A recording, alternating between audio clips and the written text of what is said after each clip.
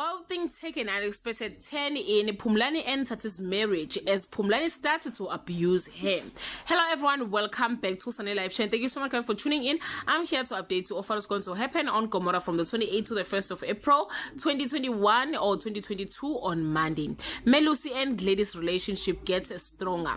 Gugu is into Ntokozo Bongani City Zodwa and Zoliso down to iron out their issues on Tuesday. Gugu nearly kills Ntokozo. Sibongile gets caught sneaking out. Melusi goes over to Tati's house to comfort her on Wednesday. Phumlani find out that Melusi came to see Tati. Miss Hlungwane saves Melusi. Sibongile promises Zodwa she will stay away from Stompy on Thursday.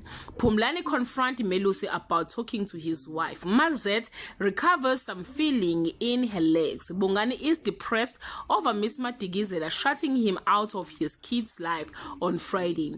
Phumlani slaps Tati. Zodwa and Miss Matigizela go head to head. Sibongile asks Stompy to lie.